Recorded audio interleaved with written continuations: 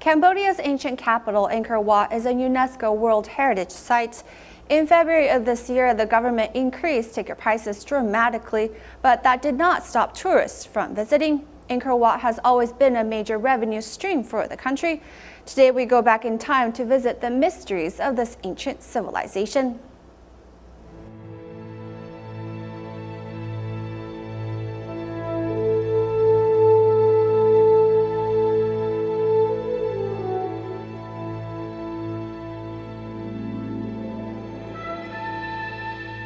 At dawn, the sun rises over Angkor Wat.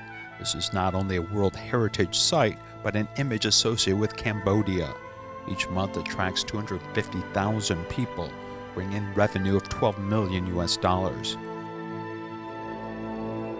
Some 4 kilometers to the north is Angkor, which more than 900 years ago was the capital of the Khmer Empire.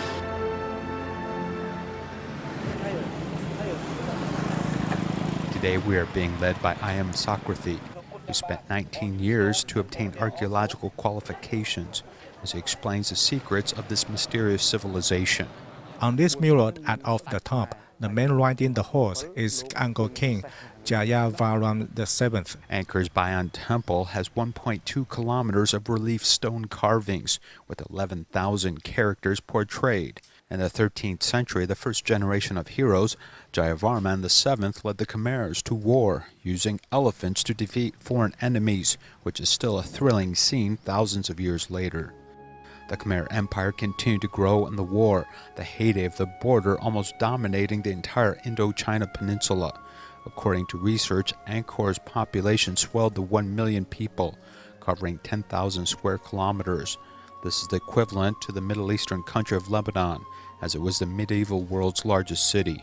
At its most powerful period, the capital of Angkor has 6 large hospitals, which every resident could visit regardless of class or economic status, free of charge. Throughout the country, there were 102 hospitals. In AD 1295, Chinese diplomat Zhou Daguan, under the Emperor Tenzong of Yuan, visited and arrived in Angkor.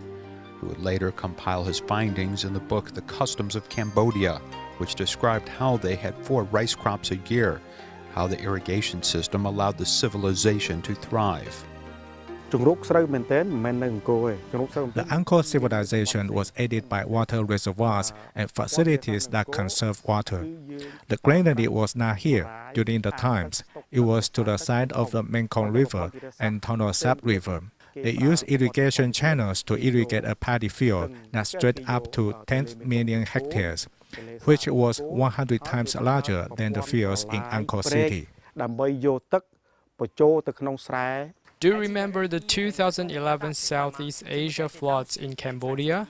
At that time, there was a number of disaster reports that the right-hand side of this western barrage, which is over 900 years old, built by the Khmer people, continues to operate with flood storage and drainage functions. 6 years ago, during the flood, it continued to protect the descendants of this area and minimize their loss of their life and property. This gate isn't collapsing because of subsidence or natural forces. You can see that the arrangement of these stones are not collapsing naturally, but are impacted by man-made destruction. The Angkor Empire, at the beginning of the 15th century, was defeated by neighboring Siamese royalty. It is generally believed that in addition to the political and military challenges from neighboring countries, the construction of these major projects for nearly 40 years depleted a large number of human and material resources. Furthermore, excessive development of land affected irrigation facilities and led to the decay of the empire.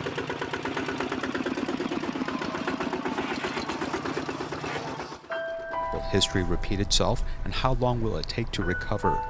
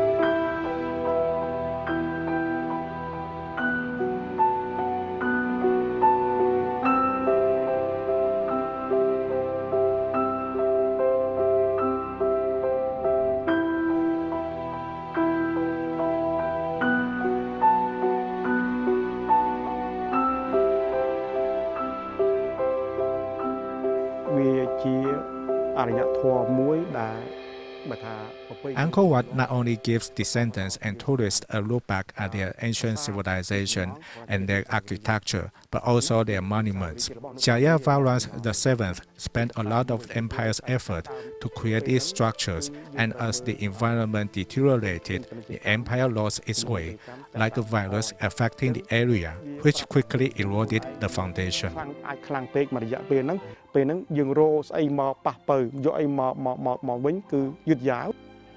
Jayavarman's seventh smile still is atop 54 watts looking down on Earth and the ancient Angkor civilization. Visiting these areas isn't just a look at historical sites, but also a window for future generations and future clues to the survival of the human race.